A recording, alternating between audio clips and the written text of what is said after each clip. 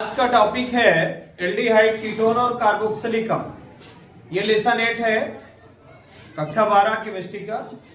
बहुत महत्वपूर्ण लेसन है जिसमें बहुत सारी ऑर्गेनिक रिएक्शंस भी आप पढ़ेंगे। उसमें से पहला टॉपिक आपका आता है एल्डिहाइड। हालांकि एल्डिहाइड और कीटोन सगे भाई भाई, इनमें बहुत सारी समानताएं होती हैं।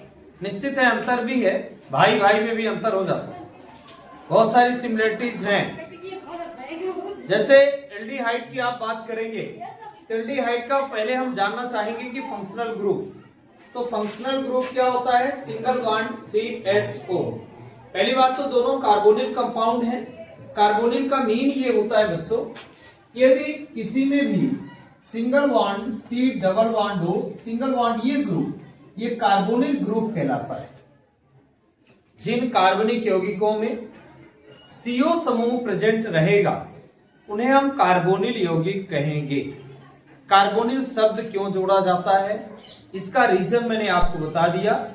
CO का मतलब है कार्बोनिल ग्रुप, और ये जहां भी अटैच होगा, जिस भी कार्बनिक कंपाउंड में ये प्रेजेंट होगा, उसे आप कार्बोनिल कंपाउंड यानी कार्बोनिल यौगिक कहेंगे।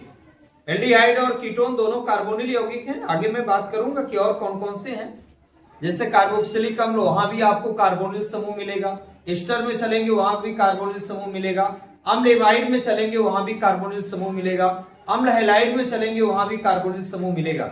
CO जिनमें है वो सभी कार्बोनिल कंपाउंड्स में आते हैं, ऐसा आपको मानना है, समझना। बच्चों इसका फंक्शनल ग्रुप हो गया सिंगल बॉन्ड CHO। ये जो इधर बॉन्ड है यहाँ फ्री है, मतलब ये बॉन्ड किसी के साथ बना सकता है। किसी के साथ मतलब जनरली यहां जो है तो या तो H हो सकता है, या तो यहाँ R हो सकता है, या बच्चों AR हो सकता है। H का मतलब आप जानते हैं, इसका मतलब होता है क्या? हाइड्रोजन, सभी लोग जानते हैं। और R का मतलब सभी को मालूम है, इसका मतलब होता है एल्काइल ग्रुप। मतलब ये एल्काइल ग्रुप का अर्थ भी आप जानते हैं। लाइक एज आपके पास CH3, आगे बोले C2H5 और C3H7 etc एक्सेट्रा, और भी हो सकते हैं बच्चों। इसको आगे भी बहुत सारे एल्काइल ग्रुप आप ले सकते हैं। एरिल ग्रुप में आपके पास बच्चों फेनिल समूह होता है। जनरली ये है C6H5 और यहाँ पर बॉन्डिंग रहती है। इसे आप क्या कहते हैं? फेनिल, PHENYL, यानी ये फेनिल ग्रुप है। इसको आप ध्यान रखें। जब आप R अटैच करेंगे तो एलिफेटिक एल्डिहाइड मिलेगा, और जब आप AR अटैच करेंगे तो आपको मिलेगा, AR अटैच करने पर आपको मिलेगा एरोमेटिक। चूंकि AR एरोमेटिक को रिप्रेजेंट करता है और R किसको रिप्रेजेंट करेगा? एलिफेटिक। R को आप जानते हैं, जैसे आप CH3 लिखे हैं, C2H5, ये सभी एलिफेटिक में आते हैं। और जो आपने C6H5 लिखा, बेंजीन एरोमेटिक कंपाउंड्स का मुख्य मेंबर है, और जब उसे एक हाइड्रोजन को रिमूव कर दिया जाता है तो जो बचा हुआ पार्ट उसका मिलता है अपने को, उसे हम फेनिल ग्रुप के नाम से जानते हैं। PHENYL मैंने लिख दिया है, C6H5 आएगा। बच्चों अब हम इसका थोड़ा सा ये जान लें, जब इसके हम परिचय में चले रहे हैं तो एक बात जानना जरूरी है कि इसका प्रीफिक्स क्या है। प्रीफिक्स का मतलब होता है क्या? प्रीफिक्स यानी बच्चों प्रीफिक्स का मतलब होगा पूर्व लग्न। हिंदी में बोलेंगे पूर्व लग्न। जो मूल शब्द के पहले लगते हैं उन्हें हम क्या बोलते हैं?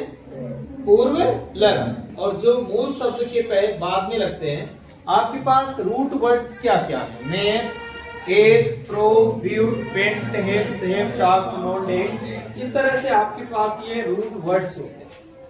यहाँ पर प्रीफिक्स इसका बच्चों होता है एल्डो, इसको याद रखेंगे। इसकी जरूरत हमको कहां पड़ती है? जब इससे कोई सीनियर फंक्शनल ग्रुप अटैच हो जाए ऑर्गेनिक कंपाउंड में, उसकी एक प्रायिकता का मतलब एक वरीयता का क्रम होता है। जैसे सबसे ज्यादा जो वरीयता वाला फंक्शनल ग्रुप है, क्रियात्मक समूह, सिंगल बॉन्ड COOH। हालांकि उसकी जरूरत पड़ेगी लेसन के लास्ट में, मैं वो भी वरीयता का क्रम भी आपको एक्सप्लेन करूंगा। प्रीफिक्स के बाद बच्चों इसका आपको जानना है सफिक्स। सफिक्स का मतलब होता है क्या? अनुलग्न, और ये होता है इसका AL। हिंदी में भी लिख रहा हूं, AL का मतलब क्या है बच्चों? अल। जब आप नामकरण करेंगे तो इसकी विशेष जरूरत आपको पड़ेगी। अब हम आते हैं कि वास्तविक में एल्डिहाइड वाले जो भी कंपाउंड्स हैं CHO वाले, हम इनके सीधे नेमिंग में आ जाएंगे। अभी हमको नेमिंग में आना है, यानी उदाहरण करने के बाद सीधे नामकरण पढ़ना है। उदाहरण में जैसा कि मैंने कहा कि H जोड़ के बना लो, तो H बॉन्ड क्या हो गया बच्चों, CHO।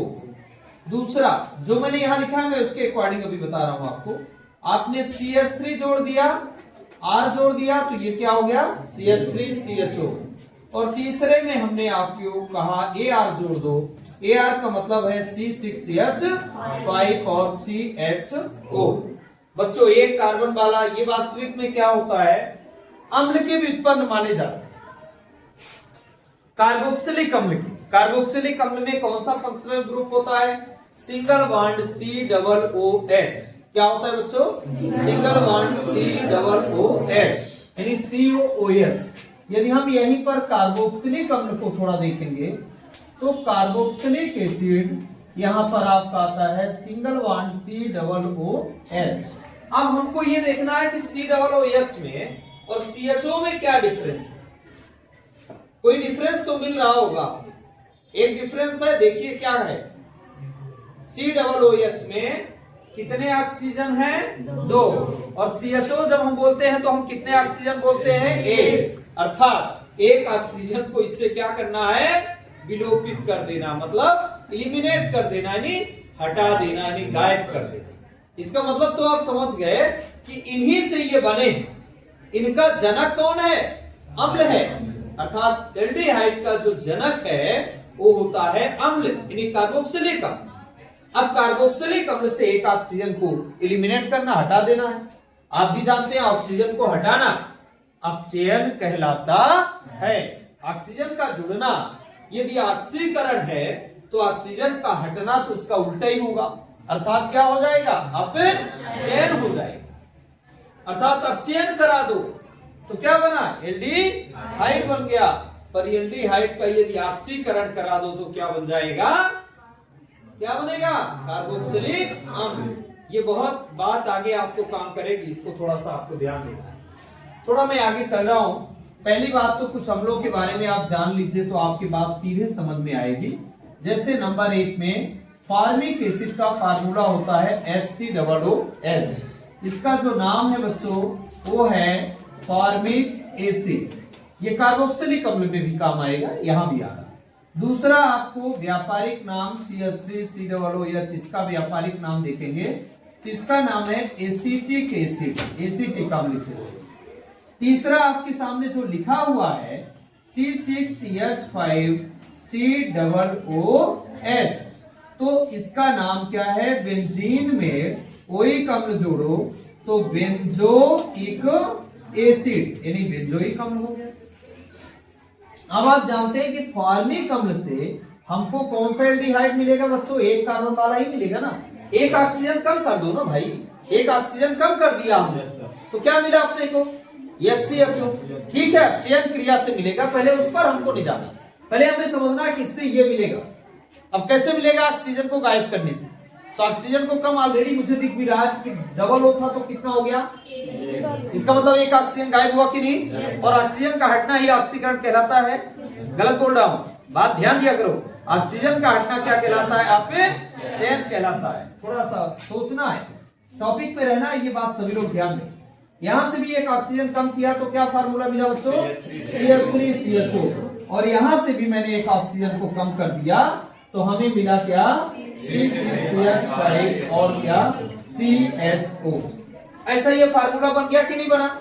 अब मुझे नाम लिखना है तो बहुत सरल है यार, नाम में ही तो सब काम बिगड़ जाता है। ये नाम याद नहीं हुआ आपको। फार्मिक अम्ल से मुझे इक अम्ल नहीं चाहिए, मुझे क्या चाहिए भैया, एल्डिहाइड। मैं पढ़ क्या रहा हूं, एल्डिहाइड, यानी हम लोग पढ़ रहे हैं एल्डिहाइड, तो मुझे एल्डिहाइड जोड़ना है यार। मेरा उद्देश्य एल्डिहाइड को जोड़ना और बाकी को हटा देना। अर्थात यहाँ आपको प्लस करना है एल्डिहाइड। और आपकी समझ में आया कि मुझे इक अम्ल हटाने के बाद शब्द मिला FARM। बचा कि नहीं बचा। और FARM में हम क्या जोड़ेंगे, ALDEH HDE अर्थात फॉर्मेल्डिहाइड इसका नाम हो गया। समझ में आया सबके? थोड़ा सा यहाँ स्पष्ट नहीं है, नीचे लिख देता हूं फॉर्मेल्डिहाइड नाम। ये नहीं भूलना चाहिए क्योंकि ये अम्ल में भी है। देखिए कुछ मुख्य मेंबर्स होते हैं, जैसे एल्डिहाइड में दो बहुत इसके प्रमुख मेंबर्स हैं, एक फॉर्मेल्डिहाइड, एक एसिटाल्डिहाइड और तीसरा बेंजल्डिहाइड। बेंजल्डिहाइड भी ध्यान दो, बाकी फिर ठीक है, पर ये तीन का फार्मूला याद होना चाहिए, ये बात ध्यान रखें आप।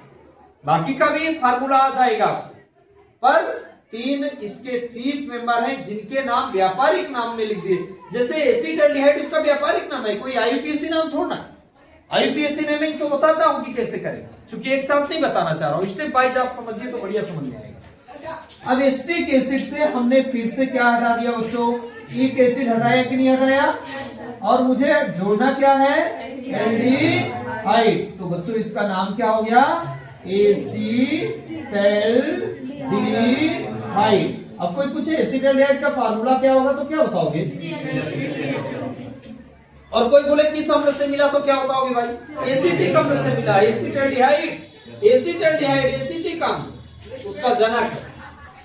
अब इससे भी हमको हटा देना है माइनस, ओइक हटाना पड़ेगा बच्चों इसमें, तो ओइक और उसके बाद क्या हटा दिया? एसिड, और क्या लगा दिया बच्चों? एल्डिहाइड। तो इसका नाम क्या हो गया? बेंजल्डिहाइड। इस तरह से बच्चों इनके नाम हम लोग लिखते हैं। ये जनक अम्ल है, इसलिए अपने को ये ध्यान रखना है कि हम इसका जो कॉमन सिस्टम में एक सामान्य नाम लिखेंगे, वो अम्ल के नाम से इक हटाकर एल्डिहाइड लगाकर किसी भी एल्डिहाइड का सामान्य प्रणाली में नाम लिखा जाता है। अम्ल के नाम से इक अम्ल हटाना है, एल्डिहाइड लगाना है, और वही फिर एल्डिहाइड का नाम मुझे बताना है। कितना सरल तरीके से हो जाएगा। एक तीर से दो निशाने इसलिए लग रहे हैं क्योंकि आपको अम्ल का नाम भी कंफर्म हो रहा है और साथ में उसके व्युत्पन्न एल्डिहाइड का नाम भी याद हो रहा है। एक बात और स्पष्ट ध्यान रखना है, जितनी केमिकल इक्वेशंस आप पढ़ेंगे यहाँ ऑर्गेनिक रिएक्शंस की, वहां एक बात नोटिस करना है, इससे O को हटाया तो एल्डिहाइड मिला, पर यदि हम उल्टा कर दें, इसी में हम O लगा दें, तो फिर से क्या मिल जाएगा? अम्ल मिल जाएगा। अर्थात दो बातें ध्यान रखना है, पेपर में आ सकता है ऑब्जेक्टिव में कि एल्डिहाइड का ऑक्सीकरण कराने पर बिंदी बिंदी पदार्थ मिलते हैं या क्रियाफल मिलते हैं, तो आपको बताना है अम्ल मिलते हैं। ऑक्सीकरण का पहले अर्थ समझना है, ऑक्सीजन का जुड़ना। ऑक्सीजन का मतलब हाइड्रोजन का जुड़ना और ऑक्सीजन का निकल जाना या ऑक्सीजन का निकल जाना। जैसे यहाँ इस आपको कहे कि बताओ अम्ल से फॉर्मेल्डिहाइड प्राप्त करोगे या एल्डिहाइड प्राप्त कर रहे हो, तो कौन सी क्रिया करो होगी तब मिलेगा? तो ऑप्शन साफ साफ बताओ।